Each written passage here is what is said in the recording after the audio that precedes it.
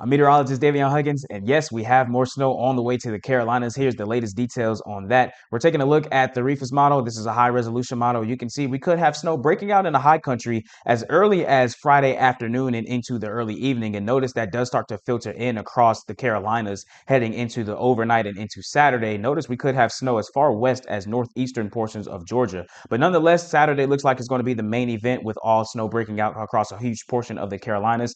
Notice the heavier bands of snow are confined to the coast, and that's because this will be a coastal low of a storm, not necessarily quite like the storm system we had last week that trekked across a huge portion of the lower 48. So here's a preliminary look from that model run about snowfall totals. We're going to have high snowfall ratios, 10 to 1, likely higher in some areas. And notice the elevated areas of accumulation over towards the east in proximity of the storm. And that's because we're going to have a very different type of snow. This is going to be the dry, powdery snow, not necessarily good for making snowballs and snowmen, not that. But nonetheless, you can see how it fills in across a huge portion of the state. I do think this model is a little overdone potentially with the areas to the east as showing the bullseye. However, there will be some higher areas, higher accumulated areas over towards the east. Now, taking a look at the model soundings, I took this about 56 hours out from now. You can see we're going to have the dendritic growth zone, which is basically the dendrites, which is in terms, layman's terms, this classic snowflake that you think of when you think of the snowflake, like the emoji. Nonetheless, those dendrites will be forming not too far above our heads, pretty low to the surface,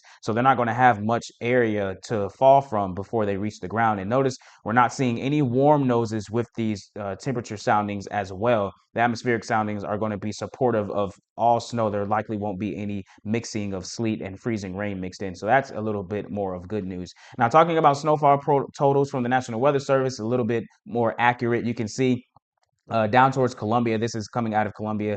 2 to 4 inches is looking very likely, as 4 inches or more is likely around 50%. Higher in the state, though, upstate South Carolina into North Carolina, you can see the totals get a little higher, upwards of 6 to 8 inches in some areas. Even the Charlotte metro could be approaching around the 7 to 8 inch mark. And again, I want to stress that this will not be a uniform snowfall. There will be some isolated areas that overperform and some isolated areas or even non-isolated areas that underperform, as there will be just some dry air combating this system, especially the further out west you go. But nonetheless, in the triad and points eastward, you can see painting about 6 to 8 inches with isolated areas likely higher than that over towards the Raleigh-Durham area as well. And moving over towards the coast, you're going to continue to see those snowfall totals increase just a little bit. Now, we told you that those dendrites are going to be the dry, powdery snow, and that powdery snow is actually blown around pretty easily. And we're going to have some elevated winds. Wind gusts are likely going to be approaching 30 miles per hour across a huge portion of the state, and especially along the coastline where the actual coastal low is expected to form. You're going to have wind gusts approaching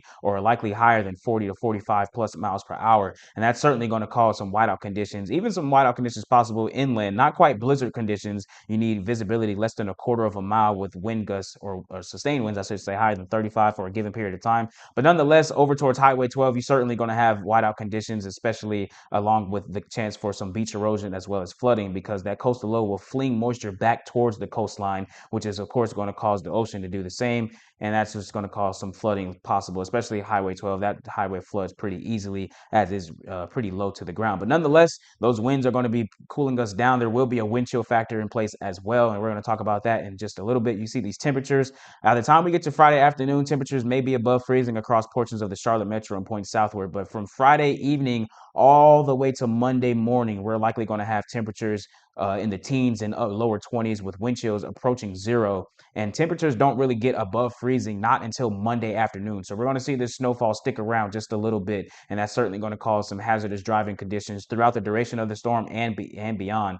And because of all of those extreme wind chills as well, we already have extreme cold warnings, or watches, I should say, in place. We have winter storm watches as well. In the high country over towards the mountains, those have already been upgraded to winter storm warnings, and we're likely going to see that spread across the state as well. So get ready for some more snow if you're in the Carolinas. Hope you still have your milk and bread from last week, as we do expect some more hazardous traveling conditions. Not quite concerned about power outages, but nonetheless, get ready for some more snow and some more extreme cold temperatures.